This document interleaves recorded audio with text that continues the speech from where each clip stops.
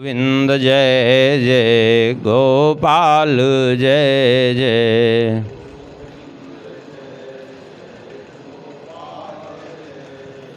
श्री राधा रमण हरि गोविंद जय जय।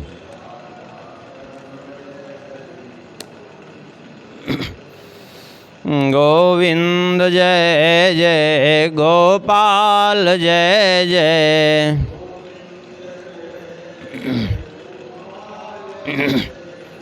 श्री राधा रमण हरि गोविंद जय जय।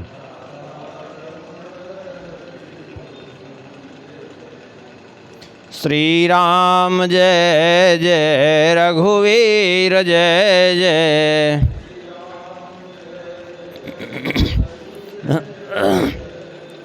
सीतारमण श्री रघुनाथ जय जय।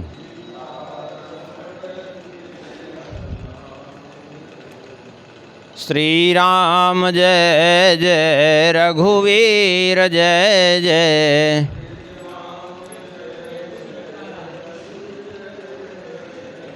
सीतारमण श्री रघुनाथ जय जय।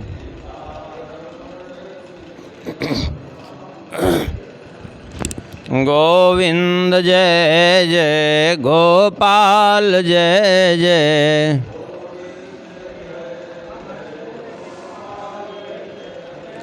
श्री राधा रमण हरि गोविंद जय जय।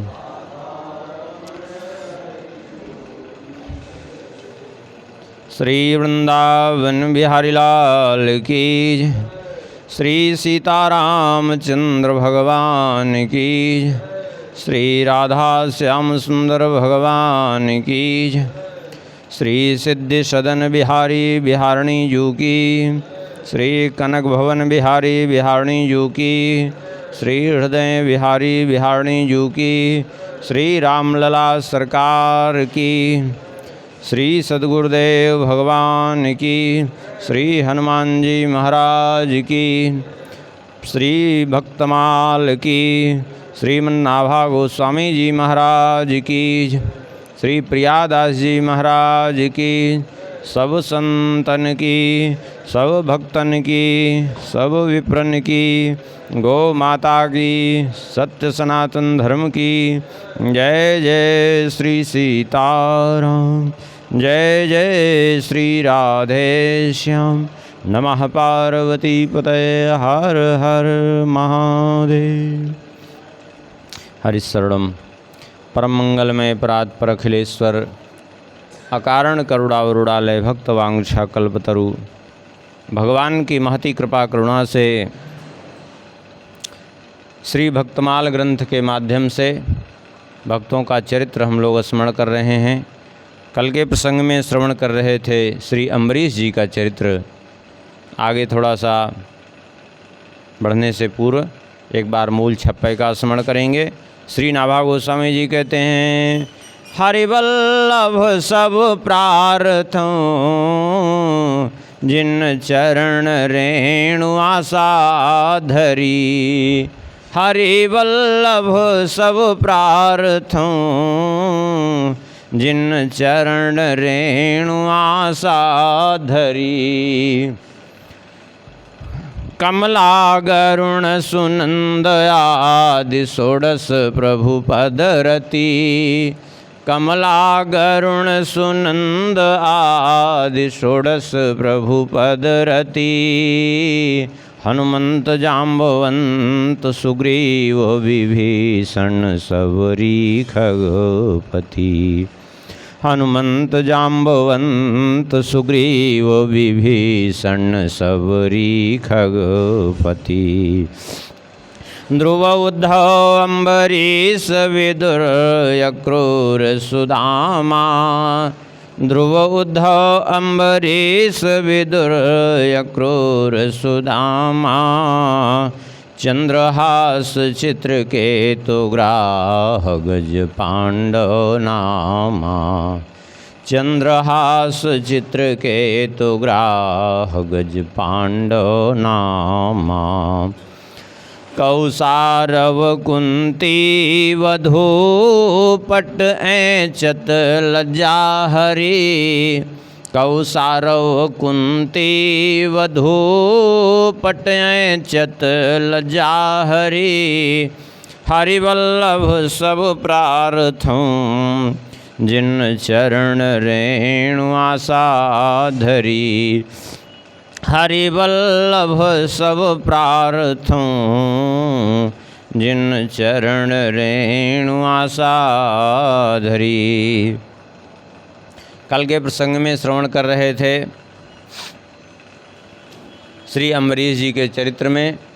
श्री दुर्वासा जी महाराज गए परीक्षा लेने के लिए। द्वादशी तिथि पारण का समय हो गया। जानबूझ करके दुर्वासा जी यमुना स्नान करने गए थे, वहाँ विलंब किया दुर्वासा जी ने। श्री अम्बरीश जी ने भगवान का चरणोदक लेकर के पारण किया। पारण कर लिया है ये जान करके दुर्वासा जी कुपित हुए और अपनी एक जटा उखाड़ करके पटकी तो कृत्या प्रकट हुई। भगवान के द्वारा पहले से ही सुदर्शन चक्र जी नियुक्त किए गए थे। सुदर्शन जी ने तुरंत जो है उस कृत्या का विनाश कर दिया और इनके पीछे पड़ गए। अब जब इनके पीछे पड़े तो सब जगह भागते फिरे दुर्वासा जी, सभी दिशाओं में भागे। भूलोक, देवलोक, नीचे के लोकों में सब जगह, लेकिन कहीं भी पीछा उस चक्र ने छोड़ा नहीं इनका। सब जगह पीछे पीछे इनके। ये केवल दुर्वासा जी को सीख देनी मात्र थी, भक्ति की महिमा दिखानी थी, भक्ति का प्रभाव और भक्त का स्वभाव, उसका प्रभाव दिखाना था भगवान को। बाकी भगवान का चक्र छूट जाए तो कोई चाहे बच जाए, भागे, इतना संभव है। और जब चक्र की इच्छा हो नष्ट कर सकता है, लेकिन कुल मिला के जगत को शिक्षा देनी थी। और दुर्वासा जी क्यों परीक्षा लिए वो कारण कल बताए थे कि पूर्व में इनको मिला हुआ जो श्राप था महर्षि औरों का, उसी कारण से ये समस्या इनके सामने उपस्थित हुई। तो इसलिए उसमें न तो दुर्वासा जी का कोई दोष समझना चाहिए, न किसी का भी। जब कहीं कोई शरण नहीं मिली तो सीधा भाग करके गए ब्रह्मा जी के पास। ब्रह्मा जी से कहा, प्रभु मेरी रक्षा करिए चक्र से। सुन करके ब्रह्मा जी ने कहा, आस्थान मदीयम साहवे स्वमेतत् क्रीड़ावसाने द्विपरार्ध संगे भ्रूभंग मात्रेण ही संधिधक्षो कालात्मनो यस्य तिरातिरो भविष्यति। ब्रह्मा जी ने कहा कि मैं आपकी रक्षा नहीं कर सकता हूँ। अरे ये जो मेरा स्थान है, स्वयं मेरा ब्रह्मलोक भी, जिनके केवल भ्रुकुटी के विलास मात्र से, केवल भ्रुकुटी टेढ़ी होने मात्र से इसका लय हो जाता है। मेरी दो परार्ध की आयु भी जिनके पलक झपकते पूर्ण हो जाती है।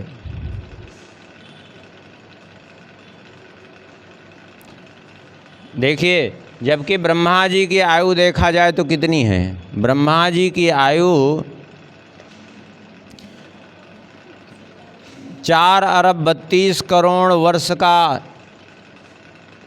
ब्रह्मा जी का 12 घंटा होता है। पृथ्वी पर 4 अरब 32 करोड़ वर्ष होते हैं, तब ब्रह्मा जी का 12 घंटा होता है, सोच लीजिए। और माने 8 अरब 64 करोड़ वर्ष। और ऐसे ब्रह्मा जी की आयु कितनी है? ब्रह्मा जी की आयु है 100 वर्ष। इसका मतलब ये हुआ कि इसको 100 वर्ष से आप गुणा कर दीजिए। 8 अरब 64 करोड़ वर्ष को 100 वर्ष से गुणा कर दीजिए तब ब्रह्मा जी की आयु निकल आएगी। 31 नील 10 खरब 40 अरब वर्ष ब्रह्मा जी की आयु है मनुष्य लोक के हिसाब से। और ऐसे ब्रह्मा जी की आयु भी भगवान के सामने कितनी क्या है? बोले भगवान के एक घड़ी में अर्थात 24 मिनट में 1000 ब्रह्मा जी बदलते हैं। भगवान विष्णु के एक घड़ी में माने 24 मिनट में 1000 ब्रह्मा जी बदलते हैं। अब सोच लीजिए कि एक ब्रह्मा जी भगवान के सामने कितनी उनकी आयु बनी। हाँ, अरे 1 सेकंड भी नहीं हुई। हाँ, 1 सेकंड भी नहीं हुई। सोच लीजिए। तो वही कह रहे हैं कि भला बताइए मैं कैसे रक्षा कर सकता हूँ जिनके भ्रूभंग मात्र से मेरी 2 परार्ध की आयु पूर्ण हो जाती है। भला बताइए मैं उनके कोप से कैसे तुम्हारी रक्षा कर सकता हूँ? और मैं क्या कोई भी रक्षा नहीं कर सकता तुम्हारी? न मैं रक्षा कर सकता हूँ, न स्वयं भगवान शंकर जी रक्षा कर सकते हैं, न सनत कुमार, न नारद जी, बड़े बड़े योगी जन कोई भी तुम्हारी रक्षा नहीं कर सकते। भाग करके फिर भी गए भगवान शंकर जी के पास। शंकर जी से कहा कि प्रभु आप हमारी रक्षा करिए। शंकर जी ने कहा वयम न तात प्रभवाम भूमनि यस्मिन् परे नेप्यज जीवकोशाः भवन्ति काले न भवन्ति ही दृशाः सहस्रशो यत्र वयम भ्रमामः। भगवान शंकर जी ने भी मना कर दिया। कहा कि जिन अनंत परमेश्वर के इस सृष्टि में सहस्रशो यत्र वयम भ्रमामः, हमारे जैसे हजारों हजारों शंकर जी जिनकी सृष्टि में जो है कार्यरत हैं, विचरण करते फिरते हैं। भला बताइए उनके कोप से तुम्हारी रक्षा कौन कर सकता है? अर्थात उनके कोप से कोई रक्षा नहीं कर सकता। हमारे जैसे हजारों चक्कर लगाते हैं उनके सामने, इसलिए हम भी तुम्हारी रक्षा करने में असमर्थ हैं। लेकिन अब आप शरण में आए हो तो उपाय अवश्य बताऊंगा। बोले उपाय बता दीजिए। बोले तस्य विश्वेश्वरस्येदं शस्त्रं दुर्विषहं हिना तमेव शरणं याहि हरिस्ते संविधास्यति। भगवान ने कहा ये उन्हीं भगवान का चक्र है, जिनके भक्त का तुमने अपराध किया उन्हीं भगवान का ये चक्र है। तो ये जिसका चक्र है वे ही इसको चाहें तो रोक सकते हैं, वे ही तुम्हारी रक्षा कर सकते हैं। अन्य किसी के लिए भी जो है ये चक्र रोकना संभव नहीं है। इसलिए तुम जो है उन्हीं की शरण में चले जाओ यदि, तो तुम्हारे प्राण बच सकते हैं। हम यही तुम्हें सलाह दे रहे हैं। अब तो वहाँ जो है से बड़े दुखी हुए, निराश हो गए। और श्री शंकर भगवान ने एक बात और कही। कहा कि जाते जाते एक बात तुम्हें और भी समझाते हैं। क्या? बोले ब्रह्मा शिव कही आह गही तुवटे बुरी। ये तुम्हारा स्वभाव ठीक नहीं है। इस प्रकार से भक्तों की परीक्षा लेना, इस प्रकार से भक्तों के प्रति अपराध करना, ये जो तुम्हारी आदत है ये अनुचित है। क्योंकि दासन को भेद नहीं जानो वेद धारे हैं। आपने खूब वेद वेदांग का अध्ययन किया है, आपके हृदय में वेद प्रतिष्ठित है, लेकिन अभी भक्तों का महत्व आप नहीं समझ पाए। इतना करने के बाद भी भक्तों की महिमा आप नहीं समझ पाए हैं। इसलिए मैं यही कहूँगा कि आगे फिर कभी ऐसी कोई गलती न हो, इसलिए अपने जीवन को थोड़ा सा ऐसे ढंग से बनाइए कि भक्तों के प्रति कोई आपका अपराध न बने। अब वहाँ से पहुँचे, भागे श्री दुर्वासा जी। कहाँ भागे? कहते हैं पहुँचे वैकुंठ जाए, कहो दुख अकुलाए, हाय हाय राखो प्रभु खरो तन जा रे हैं। पहुँचे वैकुंठ जाए, कहो दुख अकुलाए, हाय हाय राखो प्रभु खरो तन जा रे हैं। मैं तो हूँ अधीन तीन गुण को न मान मेरे, मैं तो हूँ अधीन तीन गुण को न मान मेरे, भक्त वात्सल्य गुण सब ही को टारे हैं, भक्त वात्सल्य गुण सब ही को टारे हैं। पहुँचे वैकुंठ लोक, व्याकुल होकर के भगवान के चरणों में पड़ गए। प्रभु त्राहिमाम त्राहिमाम, अपने चक्र से मेरी रक्षा करिए, ये आपका चक्र हमें जला रहा है, बचाइए प्रभु। सुन करके भगवान कुछ बोले नहीं। जब कुछ बोले नहीं तो इन्होंने कहा, हे प्रभु आप शरणागत वत्सल हैं और मैं शरणागत हूँ। आप शरणागत वत्सल हैं और मैं शरणागत हूँ। आप ब्रह्मण्य देव हैं और मैं एक ब्राह्मण हूँ। आप आर्तहन हैं और मैं एक आर्त हूँ, पीड़ित हूँ। हे प्रभु आप मेरी रक्षा करिए। सुन करके भगवान ने उत्तर क्या दिया? बोले मैं तो हूँ अधीन तीन गुण को न मान मेरे, मैं अधीन हूँ। आप जिन तीन गुणों की मेरी दुहाई दे रहे हैं कि मैं आर्तहन हूँ, मैं शरणागत वत्सल हूँ, मैं ब्रह्मण्य देव हूँ, ये जरूर हैं हमें, इसमें कोई संदेह नहीं है। लेकिन आज एक समस्या है। बोले क्या? बोले भक्त वात्सल्य गुण सब ही को टारे हैं। आज भक्त वात्सल्य गुण ने इन तीनों गुणों को किनारे कर दिया है, पीछे छोड़ दिया है। आपने ये तो सुना था कि मैं ब्रह्मण्य देव हूँ, मैं जो है शरणागत वत्सल हूँ, मैं आर्तहन हूँ, लेकिन क्या आपने ये नहीं सुना था कि मैं भक्त वत्सल भी हूँ? मैं इसलिए आपकी रक्षा करने में असमर्थ हूँ। यही बात भागवत जी में कह रहे हैं भगवान। क्या? भागवत जी में भगवान ने कहा, अहम भक्त पराधीनो यस्वतंत्र इव द्विज, साधुभिर्ग्रस्त हृदयो भक्तैर्भक्त जनप्रिया।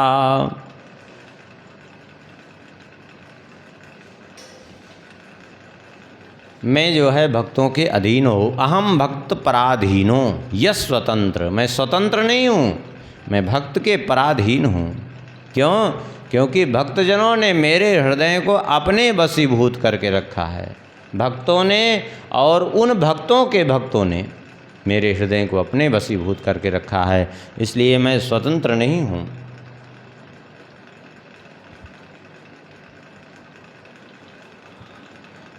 वैसे तो भगवान को सारी सृष्टि ही प्रिय है, सभी भगवान के ही द्वारा उत्पन्न हैं। भगवान ही कहते हैं सब मम प्रिय, सब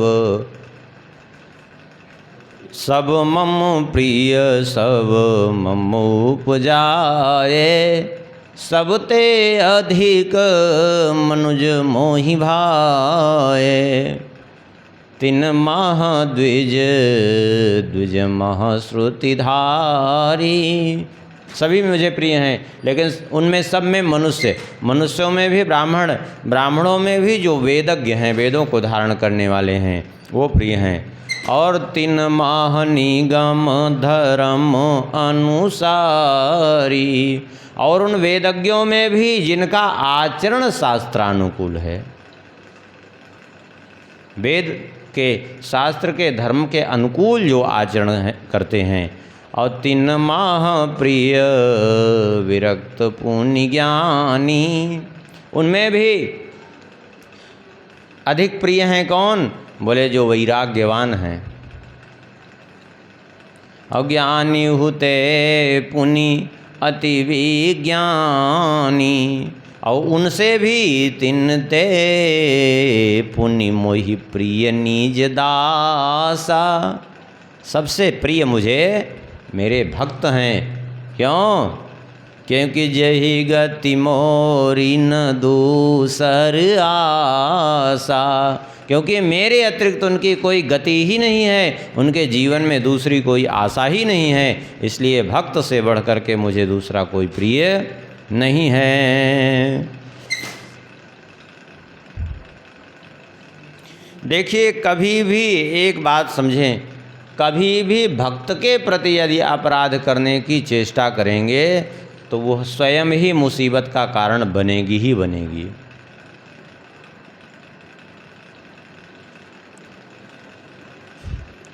देवराजेंद्र भरत जी जब वन में जा रहे थे तो देवराजेंद्र बृहस्पति जी के पास गए और बोले अब कुछ उपाय कीजिए, नहीं तो अनर्थ हो जाएगा, भरत जी का राम जी का मिलन हो जाएगा। बृहस्पति जी ने समझाया कि उस बार राम जी की इच्छा थी बन जाने की, इसलिए सरस्वती जी को प्रेरित कर दिया, लेकिन अब अगर कुछ करोगे ना तो तुम स्वयं कष्ट भोगोगे। क्यों? बोले मायापति सेवक सन माया, और करे तो उलट परे सुर राया। मायापति के सेवक के साथ माया का प्रयोग करोगे तो वह माया उलट करके तुम्हारा ही सर्वनाश करेगी। इसलिए कभी ऐसा मत करो। क्यों?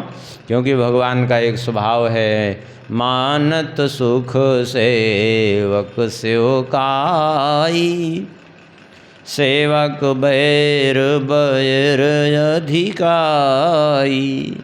भक्त के सुख में सुखी होते हैं और भक्त के दुख में दुखी। जो भक्त का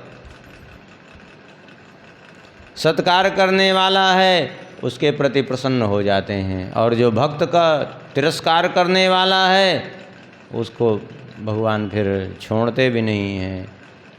भक्त के प्रति बैर रखने वाला भगवान का ही बैरी बन जाता है, भक्त का तो बैरी बनता नहीं, क्योंकि भक्त किसी को बैरी समझता ही नहीं। वो बैर करता है भक्त से और बैरी भगवान बन जाते हैं उसके। हाँ, इसलिए कभी ऐसा मत करो। भगवान ने कहा, अच्छा दुर्वासा जी आप स्वयं ही विचार करिए, मैं भक्त को कैसे छोड़ सकता हूँ? भक्त के अतिरिक्त मैं किसी को भी नहीं चाहता। हाँ, भक्त के अतिरिक्त किसी को नहीं चाहता। ना हम आत्मान आशा से मद भक्त साधु विना, श्रियम चात्यंतिकीं ब्रह्मन् ऐसां गतिरहं परा। भगवान कहते हैं मैं स्वयं अपने स्वरूप को भी इतना नहीं चाहता, मैं अपने भक्तों के बिना, संतजनों के बिना तो श्रियम चात्यंतिकीं ब्रह्मन् ऐसां गतिरहं परा, स्वयं लक्ष्मी जी जिनकी एकमात्र मैं ही गति हूँ, मेरे अतिरिक्त जो किसी को नहीं चाहती, स्वयं भक्त के बिना तो उनको भी मैं नहीं चाहता। हाँ, और मैं चाहूँ भी कैसे? ये दारागार पुत्राप्तान वित्तम प्राणमिमं परम हित्वा मां शरणं याता कथम तांस्त्यक्तुमो सहे। भगवान ने कहा जो मेरे लिए पत्नी, पुत्र, माता, पिता, धन, संपत्ति, यहाँ तक कि प्राणों की चिंता न करके सब कुछ मेरे लिए परित्याग कर देते हैं, तब बताइए जब सब मेरे लिए जिन्होंने परित्याग कर दिया तो कथम तांस त्यक्त मुत्सहे, फिर मैं उसका कैसे परित्याग कर सकता हूँ। अर्थात जो मेरे लिए सब कुछ त्याग देते हैं, मैं भी उसके लिए सब कुछ त्याग देता हूँ, ये मेरा स्वभाव है।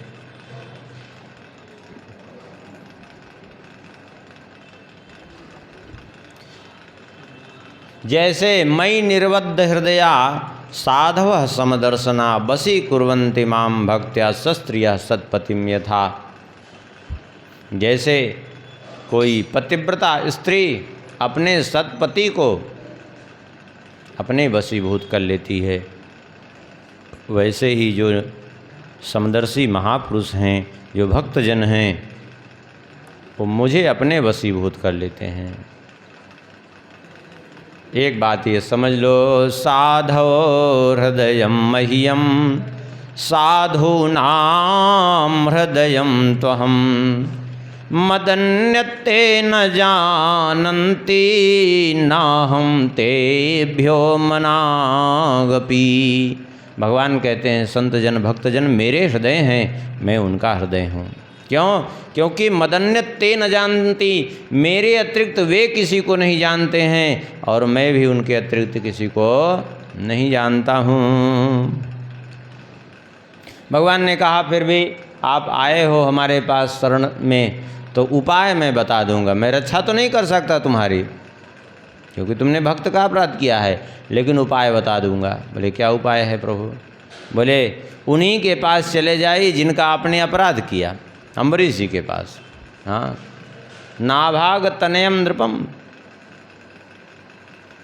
उन्हीं अम्बरीश जी के पास जाइए, वे चाहेंगे तो तुम्हारी रक्षा अवश्य होगी। भागे वहाँ से आए अम्बरीश जी के पास, आकर के अम्बरीश जी के चरणों में गिरना चाहते थे, लेकिन अम्बरीश जी ने पकड़ लिया, स्वयं चरणों में साष्टांग लौट गए। 1 वर्ष बीत गया था यहाँ पृथ्वी लोक पे, क्योंकि ये दिव्य लोक में गए थे। वहाँ के समय में यहाँ के समय में बहुत अंतर है। दिव्य लोक के समय में यहाँ के समय में बहुत अंतर है, क्योंकि ब्रह्मा जी ब्रह्मलोक में 1 सेकंड बीतता है तो यहाँ जो है पूरा 1 लाख वर्ष बीतता है। ब्रह्मलोक के 12 घंटे में यहाँ 4 अरब 32 करोड़ वर्ष बीतता है, इतना जो है अंतर है। तो दुर्वासा जी तो दिव्यलोक में गए थे, इसलिए वहाँ तो थोड़ा समय बीता था, लेकिन यहाँ 1 वर्ष का समय व्यतीत हो गया था। 1 वर्ष से वैसे ही अम्बरीश जी बिना अन्न जल ग्रहण किए हुए उनकी प्रतीक्षा करते रहे कि दुर्वासा जी आएंगे, भगवान से प्रार्थना करते रहे। आए दुर्वासा जी, चरणों में प्रणाम किया और फिर उनको बैठा करके भोजन कराया। पहले तो दुर्वासा जी आए तो इन्होंने चक्र सुदर्शन को शांत होने के लिए कहा, लेकिन सुदर्शन जी शांत नहीं हो रहे थे। तब इन्होंने प्रतिज्ञा की कि यदि भगवान मुझ पर प्रसन्न हैं और यदि मेरे सहित मेरे समस्त कुल के लोग यदि सच्चे हृदय से ब्राह्मणों को अपने आराध्य के रूप में देखा हो, सबने आराध्य के रूप में स्वीकार किया हो, तो हे सुदर्शन जी सत्य के प्रभाव से शांत हो जाइए। तब शांत हो गए सुदर्शन जी। क्यों? सुदर्शन जी ये दिखाना चाहते थे कि देखो तुम्हारा इनके प्रति क्या भाव है और इनका तुम्हारे प्रति क्या भाव है।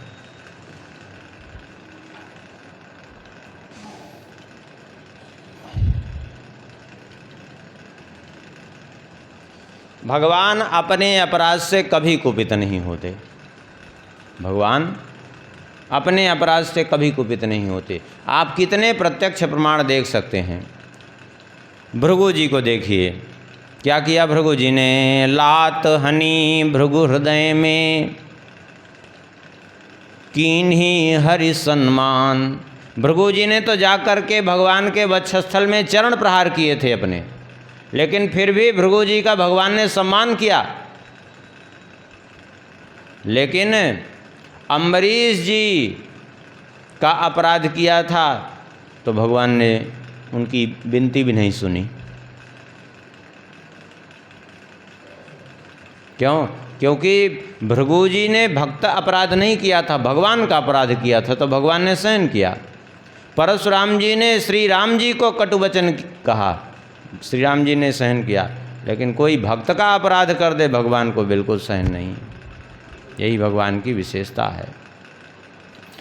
निज अपराध रिसाहिन काऊ, दीन बंधु अति मृदुल स्वभाव। पर जो अपराध भगत कर करई, राम रोष पावक सो जरई।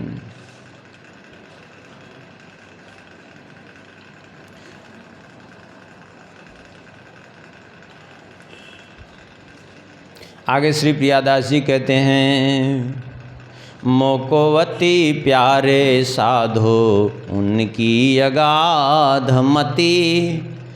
मोकोवती प्यारे साधो उनकी अगाध मति। कर्यो अपराध तुम सहो कैसे जात है। कर्यो अपराध तुम सहो कैसे जात है। धाम धन वाम सुत प्राण तनु त्याग करें। मेरी ओर निसी भोर ढरे, मेरी ओर निसी भोर मोस बात हैं। ये तो वही हो गया जो वर्णन किए, वही श्री प्रियादास जी ने अपने कवित्व में लिखा है। मेरे ऊन संत बीनू और कछु साची कहो।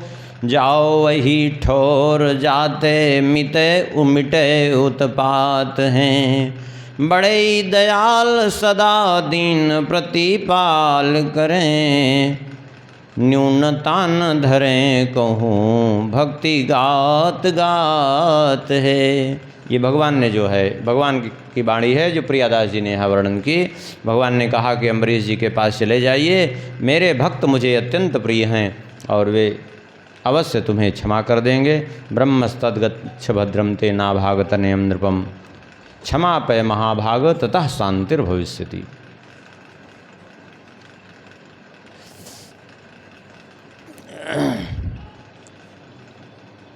तो होय करी निराश ऋषि आयो नृप पास। चलो गर्व सो उदास पग गहे दीन भाख्यो है। वहाँ से निराश होकर के आए और फिर इनका राजा अम्बरीश जी ने खूब स्वागत सत्कार किया है और भोजन कराया है। बड़े प्रसन्न हुए।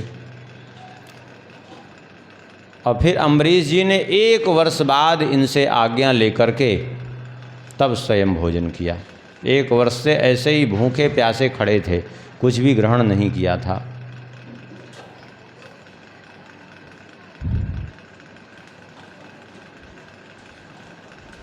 गोस्वामी जी ने विनय पत्रिका में एक जगह लिखा, अम्बरीश जी का स्मरण किया है। गोस्वामी जी ने लिखा है कि जाकर नाम लेत भव छूटत जन्म मरण दुख भार। जिनके नाम लेने से जन्म मृत्यु से जीव मुक्त हो जाता है। अम्बरीश हित लाग कृपानिधि सोई जन्मे 10 बार। वे ही भगवान अम्बरीश जी के लिए, अपने भक्त के लिए 10 बार जन्म लिए। जिसके नाम लेने से भवसागर छूट जाता है, जन्म मरण छूट जाता है। आप कहेंगे ये कैसे हुआ? हुआ ये था कि अम्बरीश जी के पास से फिर विदा हुए दुर्वासा जी, बड़े प्रसन्न होकर के आशीर्वाद दे करके गए। लेकिन उसके बाद कुछ समय बाद जा कर के इन्होंने कठोर तप किया। 10,000 वर्ष 10,000 वर्ष ये भी भगवान की भक्तवत्सलता प्रकट करने के लिए ही किया कि देखिए कैसे भगवान भक्तवत्सल हैं। 10,000 वर्ष कठोर तप किया। भगवान प्रसन्न हुए, प्रकट हुए। दुर्वासा जी से बोले कि हम प्रसन्न हैं, जो इच्छा हो वरदान मांग लीजिए। दुर्वासा जी ने कहा तो ठीक है, वरदान देना चाहते हैं तो यही वरदान दे दीजिए कि अम्बरीश जी की मुक्ति न हो, अभी 10,000 बार और जन्म लेना पड़े उनको। हाँ अम्बरीश जी जैसे भक्त की जगत को आवश्यकता है, अब आप उनको मुक्त कर देंगे तो ये तो समस्या है। अरे ऐसे भक्त जब जन्म लेंगे तभी सृष्टि में भक्त होंगे, तो उनको 10,000 बार और जन्म लेना पड़े, यही आप वरदान दीजिए। सुन करके भगवान का मन उतर गया, उदास हो गया। भगवान ने कहा देखो ऐसा है, अम्बरीश जी को तो हम इसी जन्म में ही मुक्त करेंगे, क्योंकि जन्म जितनी बार हो, चाहे वो किसी भी रूप में हो, लेकिन कष्ट जीव को यहाँ भोगना ही पड़ता है। इसलिए अम्बरीश जी को तो अवश्य मुक्ति मिलेगी, लेकिन एक उपाय हमने इसका निकाल लिया है। बोले क्या? बोले उपाय ये है कि हमारा एक जन्म और भक्त का 1000 जन्म बराबर होता है। क्यों? भक्त कोई कार्य करता है, 1000 जन्म लेकर के भक्त जो कार्य संपादित करता है, हम अकेले एक बार जन्म लेकर के वही कार्य कर डालते हैं। सही बात, भगवान तो भगवान हैं। तो अम्बरीश जी को तो जन्म नहीं लेना पड़ेगा, उनके 10,000 जन्म के बदले हम 10 बार जन्म ले लेंगे। 1000 जन्म हम भक्त का और एक जन्म हमारा बराबर होता है, तो 10,000 जन्म के बजाय हम ही 10 बार जन्म ले लेंगे। और फिर भगवान ने 10 अवतार लिया बारी बारी से। अम्बरीश सहित लाग कृपा निधि सोई जन्मे 10 बार। यह है भगवान की करुणा, ये है भगवान की कृपा।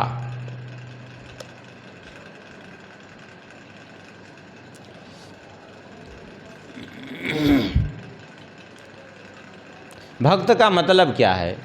भक्त का मतलब जो है सीधा सीधा अर्थ है जो विभक्त ना हो, भगवान से अलग जिसका कोई अस्तित्व ही न रह गया हो। सीधी बात है। जब तक भगवान से अपने को अलग कुछ माने बैठा है, तब तक अभी भक्त नहीं है वो। भक्त की क्रिया प्रत्येक एकमात्र होनी चाहिए भगवान के लिए। वैष्णव किसको कहते हैं? वैष्णव का तात्पर्य केवल ये नहीं कि हम हो गया कंठी तिलक धारण कर लिए, कान फुका लिए, बस हो गए। ये वास्तविक परिभाषा नहीं है। तब फिर क्या है वास्तविक परिभाषा? समात्मा सर्वजीवेषु निजाचारादविप्लुतः विष्णुर्पितखिलाचारः सही वैष्णव उच्यते। जीव मात्र के प्रति समत्व की भावना जिसके हृदय में आ जाए और निजाचारादि विपुलता, अपने लिए जिसकी कोई क्रिया न रह जाए, एकमात्र जो भी हो भगवान के लिए हो, अपने लिए कुछ भी नहीं हो। विष्णुर्पित खिलाचारा, सारे कर्म उसके एकमात्र भगवत समर्पित हों, भगवान के लिए हों, सही वैष्णव उच्यते, उसी को वैष्णव कहते हैं। सीधी बात है, यह है वैष्णव की परिभाषा। भक्त वही है जो भगवान से जिसका अलग कोई अस्तित्व न रह गया हो। अब दिन भर ऊट पटांग कृत्य करें और कह दें भक्त हैं, वैष्णव हैं, तो वो सब नाटक है केवल मात्र। सम दम नियम नीति नहीं डोलहीं, और परुष वचन कबहू नहीं बोलहीं। गोस्वामी जी भी कहते हैं सब सन प्रीति सबहि आदरहीं, हरि गुरु संत भाव मन भरहीं। यह सब भक्त की परिभाषा।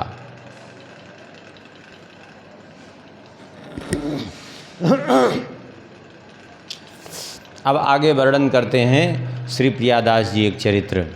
कहते हैं एक नृप सुता सुनी अम्बरीश भक्ति भाव, एक नृप सुता सुनी अम्बरीश भक्ति भाव, भयो हियो भाव ऐसो वर कर लीजिए, भयो हिय भाव ऐसो वर कर लीजिए, पिता सो निसंक है के कही पति कियो मैं ही, पिता सो निसंक है के कही पति कियो मैं ही, विनय मानी मेरी बेगी चिट्ठी लिख दीजिए, विनय मानी मेरी बेगी चिट्ठी लिख दीजिए, पाती लेके चलो विप्र क्षिप्र वही पुरी आ गयो, पाती लेके चलो विप्र क्षिप्र वही पुरी गयो, नयो चाव जानो ऐ पे कैसे तिया दीजिए, नयो चाव जानो ऐ पे कैसे तिया दीजिए, कहो तुम जाए रानी बैठी सत आए मोको, कहो तुम जाए रानी बैठी सत आए मोको। बोलो ना सुहाए प्रभु सेवा मांझ भीजिए, बोलो ना सुहाए प्रभु सेवा मांझ भीजिए। कहते हैं एक नृपसुता सुनी अम्बरीश भक्ति भाव। एक राजा की पुत्री अम्बरीश जी के भक्ति भाव को सुनकर के बड़ी प्रभावित हुई। राजा कौन थे? मिथिला के राजा थे, राजा राम मोहन जी। राजा राम मोहन जी की पुत्री थी जिनका नाम था सुबुद्धिनी। सुबुद्धिनी, जैसा नाम था वैसे गुण भी थे, सुबुद्धिनी। अम्बरीश जी के भक्ति भाव की चर्चा उस समय संपूर्ण विश्व में होती थी। तो अम्बरीश जी के भक्ति भाव की बार बार जब चर्चा सुनी तो सुबुद्धिनी के मन में अम्बरीश जी के प्रति भक्ति उदय हो गई और निश्चय कर लिया कि मैं अम्बरीश जी को ही अपने पति रूप में वर्ण करूंगी। क्यों? क्योंकि ये जीवन है और ये जीवन जो है कितने दिन का है? कुछ समय का है। तो कम से कम ऐसे वर को मैं वर्ण करूंगी तो उनकी सेवा से मेरा कल्याण हो जाएगा, ऐसा निश्चय कर लिया। भले ही सांसारिक सुख हमें मिले अथवा न मिले, लेकिन ऐसे महापुरुष की सेवा का हमें अवसर मिलेगा, ये सोच करके सुबुद्धिनी ने निश्चय किया कि मैं तो अम्बरीश जी को पति रूप में वर्ण करूंगी। अब कोई इसका दूसरा उपाय हमारे पास नहीं है, ऐसा निश्चय। क्योंकि स्वाभाविक है कि स्त्री के लिए दूसरे की सेवा कर नहीं सकती अपने पति के अतिरिक्त, क्योंकि उसके लिए अपने पति की सेवा करना ही। अब पति के रूप में जब वर्ण करें तभी ये संभव है। तो ऐसा निश्चय किया और निशंक होकर के जाकर के अपने पिता से उसने कहा, सुबुद्धिनी ने, पिता सो निशंक होय के कही पति कियो में ही विनय मान मेरी बेगी चिट्ठी लिख दीजिए। अपने पिता से कहा सुबुद्धिनी ने, हे पिताजी कृपा करके मैंने तो जो है मन से, कर्म से, वचन से अयोध्या नरेश महाराज अम्बरीश जी को पति रूप में स्वीकार कर लिया है। अब आप कृपा करके जो है एक पत्र लिख करके उनके पास भेज दीजिए, आकर के मेरा वर्ण कर लें। यही एकमात्र मेरे पास उपाय है और मैं एकमात्र उन्हीं को पति रूप में चाहती हूँ, उसके अतिरिक्त कुछ नहीं चाहती। इस प्रकार से जब कहा, पिता ने समझाया भी कि देखो तुम इस प्रकार से कह रही हो, वास्तव में देखा जाए तो वे स्वीकार करेंगे अथवा नहीं करेंगे कुछ कहा नहीं जा सकता। फिर दूसरी बात यह है कि कहाँ वे सप्तद्वीपवती पृथ्वी के चक्रवर्ती सम्राट और कहाँ मैं एक क्षेत्र का राजा हूँ, उनके सामने तो मैं कुछ भी नहीं हूँ। कैसे उनकी हमारी समता हो सकती है? क्योंकि वे तो संपूर्ण पृथ्वी के जहाँ तक समुद्र पर्यंत जहाँ तक पृथ्वी है, संपूर्ण सप्तद्वीपवती के एक छत्र सम्राट हैं और मैं एक क्षेत्र का मिथिला का राजा हूँ मात्र। हमारी प्रार्थना सुने भी अथवा न सुने, यद्यपि भक्त हैं वे सभी की प्रार्थना सुनते हैं, लेकिन भक्त का एक स्वभाव और भी होता है, विषयों से निष्प्रिय होता है। वो सुने या न सुने, माने या न माने, विवाह के लिए उनको कोई इच्छा नहीं हो, ये भी तो हो सकता है। अब पहले से कई विवाह हमने सुना है उनके हुए हैं, लेकिन सुबुद्धिनी ने कहा नहीं, वो कुछ भी हो, पहले से जो भी हुए हों या ना हुए हों, उससे हमने कोई लेना देना नहीं, लेकिन हमें तो उन्हीं से मात्र विवाह करना है। तो सुन करके जो है इनके पिता ने अर्थात मिथिला नरेश ने एक पत्र लिख करके अपने विशेष पुरोहित जी के द्वारा भेजा इनके पास। पुरोहित जी के द्वारा इसलिए भेजा कि कोई सामान्य व्यक्ति जाएगा तो हो सकता है उसकी बात टाल दें, सेवक ही न जाने दें, लेकिन कोई ब्राह्मण यदि जाएगा हमारी ओर से तो ब्राह्मण को बुलाएंगे, आदर सत्कार करेंगे, वो क्या कहेंगे क्या नहीं कहेंगे वो तो बात की बात है, लेकिन कम से कम बात तो सुन लेंगे। ये सोच करके एक ब्राह्मण को अपनी ओर से भेजा। अब तो वे गए।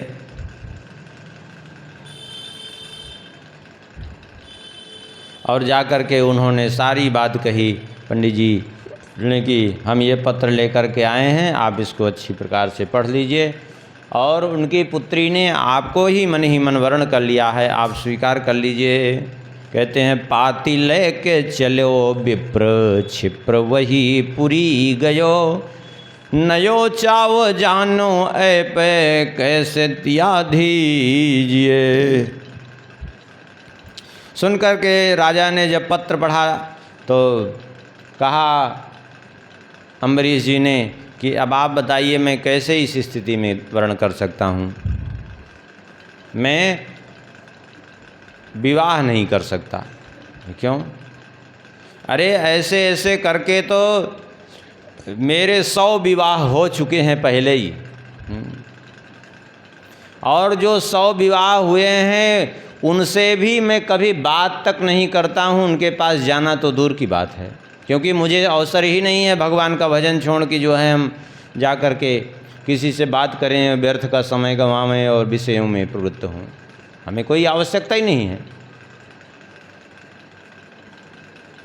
हमारी कोई संसार में रुचि भी नहीं है, इसलिए जा कर के कह दो कि वो किसी और को वर्ण कर ले, हमारे पास वो सुख मिलने वाला नहीं है। जा कर के कह देना कहो तुम जाए रानी बैठी सत आए मों को, जाकर कह देना 100 रानियाँ पहले से ही हमारे यहाँ बैठी हैं, लेकिन बोलो ना सुहाए प्रभु सेवा मांझ भीजिए। लेकिन मुझे उनसे बात तक करना अच्छा नहीं लगता, उनको देखना भी अच्छा नहीं लगता।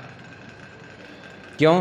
देखिए, जब भक्ति हृदय में आती है तो स्वाभाविक रूप से 5 चीज़ें फिर अच्छी नहीं लगती उसको। अगर ये 5 चीज़ें जीवन में अच्छी लग रही हैं तो अभी समझ लीजिए भगवान के प्रति तनिक भी प्रीति नहीं है।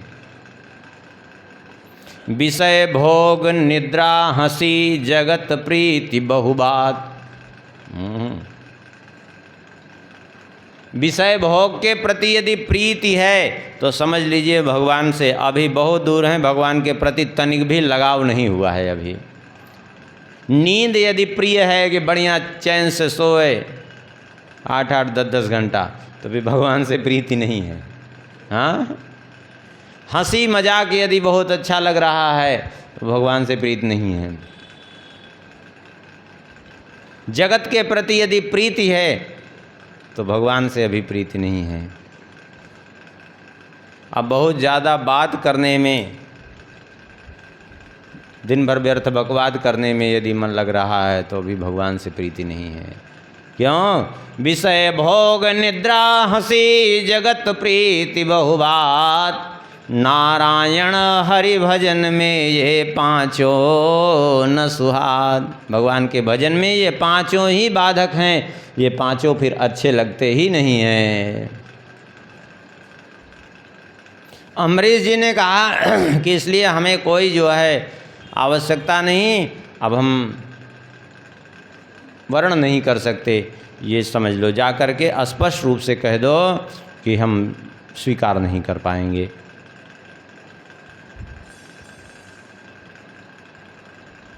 क्योंकि ये सारा जो कुछ भी है संसार एक मोह का पिटारा है, बाकी कुछ नहीं है। इस संसार से हमें कोई लेना देना नहीं है, ना तो उसके हमें रूप से कोई लेना देना है, ना तो सुबुद्धि के हमें गुण से कोई लेना देना है, हमें किसी चीज़ से कोई लेना देना नहीं। और फिर सही बात, भक्त को इतना फुर्सत ही नहीं रहती, समय ही नहीं मिल पाता कि जो है वो कुछ कर सके भगवान के भजन से। देखिए संसार की दशा यह है, अभी कुछ भगवान का भजन न करने वाला हो तो उसका समय बीतना कठिन रहता है। आदमी कहता है समय काट रहे हैं, जबकि वास्तविकता यह है कि समय वो नहीं काट रहा होता, समय ही उसको काटता है। और भगवान के प्रति प्रीति हो, जब भजन करने वाला हो तो स्वाभाविक रूप से उसको समय ही नहीं रहता कि कुछ कर सके। उसको तो ये लगता है कि समय बहुत कम है, भजन ही नहीं हो पा रहा है, पूरा ही नहीं हो पा रहा है भजन। क्यों? समय ही नहीं रहता उसके पास, कम रहता है समय। समय कब कट जाता है पता ही नहीं चलता उसका।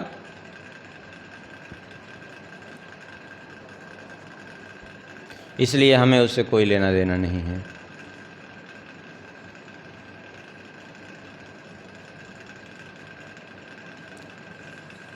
वैसे भी जीव को अपनी सुरक्षा के लिए कुछ लोगों से वैसे भी दूरी बना के रखनी चाहिए। किससे? इन पर कभी विश्वास नहीं किया जा सकता। नखीनाम च नदीनाम च श्रृंगीणाम शस्त्रपाणिनाम विश्वासो नैव कर्तव्या स्त्रीसुराज कुलेषु च। इन छहों पर विश्वास नहीं किया जा सकता पूर्ण रूप से। नख वाले पशुओं पर भले ही आपके पालतू हों, लेकिन फिर भी एक निश्चित दूरी बना के रखना चाहिए। न जाने कब जो है भड़क जाएं, न जाने कब दिमाग इनका खराब हो जाए। नदी, आप चाहे जितने अच्छे तैराक हों, लेकिन नदी में ज़्यादा जो है गलती करने की चेष्टा नहीं करनी चाहिए। क्यों? न जाने नदी का प्रवाह कब ले डूबे। हाँ, श्रृंगीणाम, सींग वाले पशुओं से भी जो है एक निश्चित दूरी बना के रखना चाहिए। शस्त्रपाणी नाम, अस्त्र शस्त्र धारण करने वालों से भी। क्यों?